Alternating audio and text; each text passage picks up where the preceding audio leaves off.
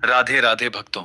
जीवन में चाहे कितनी भी कठिन परिस्थितियां क्यों न चल रही हों, 13 अप्रैल को आने वाली वैशाख मास के कृष्ण पक्ष की पावन वरुथिनी एकादशी आपके लिए एक विशेष अवसर लेकर आती है।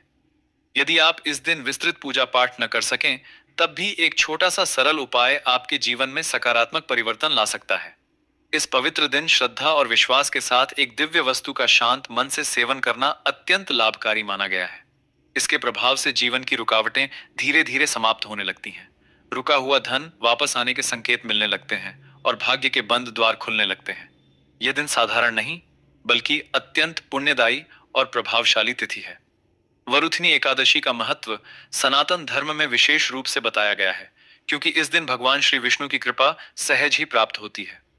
जो व्यक्ति सच्चे मन से इस व्रत का पालन करता है, उसके अधूरे कार्य पूरे होने लगते हैं, मन को शांति मिलती है, स्वास्थ्य बेहतर होता है और आर्थिक स्थिति में सुधार आता है। इस दिन तुलसी का विशेष महत्व है।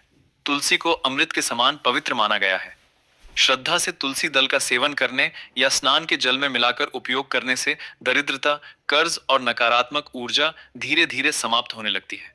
मान्यता है कि तुलसी में माता लक्ष्मी और भगवान विष्णु का वास होता है, इसलिए इसका प्रयोग अत्यंत शुभ माना गया है। व्रत 13 अप्रैल 2026 को रखा जाएगा और इसका पारण अगले दिन द्वादशी को सूर्योदय के बाद करना चाहिए। उस समय दान करना और जरूरतमंदों की सहायता करना अत्यंत पुण्यदायक होता है। सुबह जल्दी उठकर स्नान करें, जल में गंगा जल या तुलसी डालें, स्वच्छ पीले वस्त्र पहनें और भगवान विष्णु के सामने घी का दीपक जलाएं। पूजा में पीले पुष्प, चंदन, अक्षत, तुलसी और सात्विक भोग अर्पित करें। दिन भर ओम नमो भगवते वासुदेवाय मंत्र का जप करना अत्यंत शुभ माना गया है। भगवान को केला, अंगूर, आम, पपीता और नारियल जैसे फल अर्पित करें। साबूदाने या मखाने की खीर बनाकर भोग लगाने से भी सकारात्मक फल प्राप्त होते हैं। इस दिन कुछ बातों का विशेष ध्यान रखना चाहिए। चावल, लहसुन, प्याज, बैंगन और तामसिक भोजन का सेवन बिल्कुल न करें। मांस, मदिरा और बाहर का भोजन भी त्याज्य माना गया है। गौ सेवा का इस दिन अत्यधिक महत्व है। पहली रोटी पर गुड़ और हल्दी रखकर गाय को खिलाना शुभ माना गया है। यदि कर्ज या आर्थिक समस्या हो तो हरा चारा खिलाएं, और यदि विवाह में बाधा हो तो गुड़ मिली चने की दाल अर्पित करें। एक विशेष उपाय के रूप में जौ का आटा या सत्तू लेकर उसमें गुड़ मिलाकर एक पिंड बनाएं और श्रद्धा से गौ माता को खिलाएं।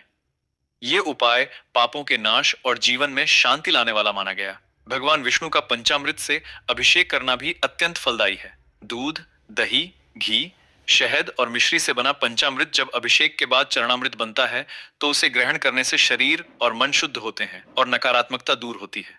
माता लक्ष्मी को नारंगी फल अर्पित करना भी शुभ माना गया है। इससे घर में सुख, समृद्धि और धन की वृद्धि होती है। इस दिन क्रोध, झगड़ा, अहंकार और दिखावे से दूर रहें। दान हमेशा शांत और विनम्र भाव से करें। किसी भी जीव को कष्ट न दें और करुणा का भाव बनाए रखें। तुलसी के पौधे के पास दीपक जलाएं, जल अर्पित करें और उसकी परिक्रमा करें। ध्यान रखें कि एकादशी के दिन तुलसी पत्ते नहीं तोड़े जाते, इसलिए उन्हें एक दिन पहले ही तैयार कर लें। यदि व्रत पूरी तरह न कर सकें तो फलाहार में सेब, अनार, दूध, दही या मखाने का सेवन कर सकते हैं। आवश्यकता अनुसार सेंधा नमक से बना सात्विक भोजन भी लिया जा सकता है। इस दिन पितरों के लिए तर्पण करना और दान करना विशेष फलदायी माना गया है। अन्नदान, वस्त्रदान और सेवा से पापों का नाश होता है और जीवन में शुभता आती है। व्रत का संकल्प एक दिन पहले लेकर सात्विक जीवन अपनाएं। विधि विधान से किया गया यह व्रत जीवन की कठिनाइयों को दूर करता है और भगवान की कृपा प्राप्त कराता है। यह दिन केवल उपवास का नहीं, बल्कि आत्मशुद्धि, संयम और सकारात्मक सोच का अवसर है। सच्ची श्रद्धा और विश्वास के साथ किया गया छोटा सा प्रयास भी आपके जीवन की दिशा बदल सकता है। तो प्रिय भक्तों, आपको यह पावन वीडियो कैसा लगा, हमें कमेंट में जरूर बताएं। अगर आप महादेव के सच्चे भक्त हैं, अगर आपके हृदय में भोलेनाथ के प्रति अटूट श्रद्धा और प्रेम है, अगर आप चाहते हैं कि महादेव की कृपा आपके जीवन में सदा बनी रहे, आपके घर में सुख, शांति और समृद्धि का वास हो, और आप सच्चे मन से महादेव को प्रसन्न करना चाहते हैं, तो अभी इसी क्षण वीडियो को लाइक करें, हमारे यूट्यूब चैनल को सब्सक्राइब करें और कमेंट बॉक्स में पूरे विश्वास और भक्ति के साथ लिखें, हर हर महादेव।